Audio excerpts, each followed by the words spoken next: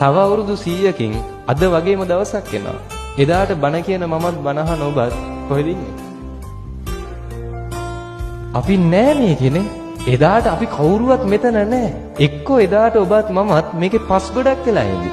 එක්කෝ එදාට ඔබත් මමත් මේකේ අලු ගොඩක් වෙලා ඉඳි. මැරිලා ගියන් පස්සේ ওই ජීවත් වෙලා ඉන්න කාලේ අපි රණ්ඩු වෙනවා, ඔට්ටු වෙනවා, දේවල් තමන්ගේ කරගන්න දුක් වෙනවා, ඉඩම් ටික පරිස්සම් කරගන්න රණ්ඩු වෙනවා, රණ්ඩු වෙවි කියනවා මේ ඉඩම පරිස්සම් කරගන්න මහන්සි වෙන්නේ මම වෙනුවෙන් මගේ ඊළඟ පරම්පරාවට. කොච්චර කැප වුණත් කොච්චර මහන්සි වුණත් මතක තියාගන්න මැරිලා ගිහිල්ලා උපරිම අවුරුද්දයි. හරිද? අවුරුදු 100කින් කිසිම කතාවක් ඔබ ගැන මම ගැන නැති වෙයි මේකේ. ඔබ මැරිච්ච දවසට මේ මිනිස්සු ළඟම ඉන්න පිරිස දවසේ වැළපෙයි. හැබැයි දෙවෙනි දවසේ අඬනවද පළවෙනි දවසේ තරම්? නෑ. තුන්වෙනි දවසේ දෙවෙනි දවසේ තරම් අඬන්නේ නෑ. 7 දවස් එනකන් අඬ වැළපි ඉඳි. හැබැයි ඊට පස්සේ 7 දවසේ පින්කම කරන් පස්සේ ඉඳලා හිටලා අඬයි වැළපෙයි. නේ හැබැයි ඒ හැටි එකක් නෑ. 3 මාසේ යනකන් සමහර විට අඬ ඉඳි කොච්චරම ළඟ බැඳීමක් තිබුණා. වැළපි ඉඳි 3 මාසේ දානෙත් දෙයි. ඊට පස්සේ විටින් විට මතක් වුණොත් අඬයි වැළපෙයි. අවුරුද්දේ දානේ දුන්නම් පස්සේ අවුරුද්දේ පින්කම කරන් පස්සේ අවුරුද්දක් යද්දී ඔබ ගැන මම ගැන මේකේ කතා කරන්න කෙනෙක් නැති වෙයි. එදාට අවුරුද්දේ පින්කම කරાવી සමහර විට. උපරිම උතනින් නවතී. එදායින් පස්සේ මතක තියාගන්න ඔබ මැරිලා අවුරුද්දකින් පස්සේ උපරිම ගෙදර කබඩ් එක උඩ ෆොටෝ එකක් විදිහට ඔබ ඉඳීවි. ඒ පින්තූරේට මල් මාලයක් තියේවි. ඒ මල් මාලේ පර වෙලා යන දවස වෙනකන් තියේවි. ඔය පින්තූරේට වදින දූවිලි ටිකක් පිහදාන්න කෙනෙක් නැහැ.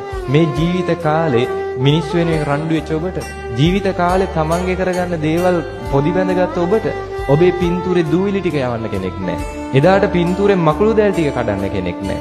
හරිද? ටිකක් කල් යනකම් අවුරුද්දක් දෙකක් යනකම් ওই පින්තූරේ බිත්තියේ තියෙනකම් තියේවි. ඒ පින්තූරේ කුඩු වෙච්ච දවසට ඕක ගෙදරින් අයින් කරනවා. ඒ පින්තූරේ කුඩු වෙච්ච දවසට ආයි පින්තූරයක් ගෙනෙයිද? නෑ. එතනින් ඉවරයි. ඔබ ගැන මම ගැන මේකේ කතා කරන්න කෙනෙක් නෑ. ඔබ මම කියලා කෙනෙක් හිටියද කියලාත් ඔබ දන්නේ නෑ. මට මේ ප්‍රශ්නෙට උත්තරයක් දෙන්න. අම්මගේ නම දන්නවනේ. ඔයත්තන්ගේ අම්මගේ නම?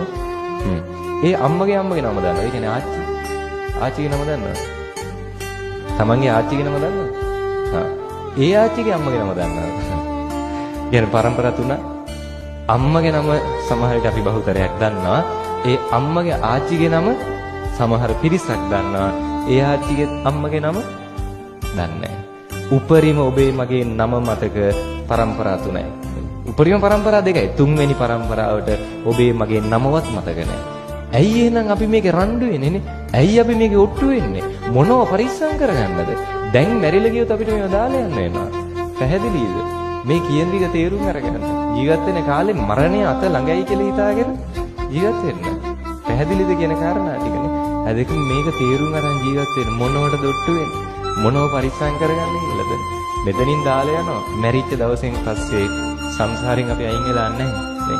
ආයි සතර පාගත වෙන්න පුළුවන්. ආයි මනුස්ස ලෝකෙක උපදින්න පුළුවන්. එදාට මේ මොකුත් නැහැ. මේ ඔය පරිස්සම් කරගන්න රණ්ඩු වෙච්ච මොකුත් නැහැ එදාට. තියෙන කුසල් හෝ අකුසල් විතරයි. ඒ ටිකත් ගෙවලි ඉවර කරනවා. ඔහේ මේක ඉපදි මෙරි යනවා. කවද්ද මේකෙන් ගැලවෙන්නේ? ඉතින්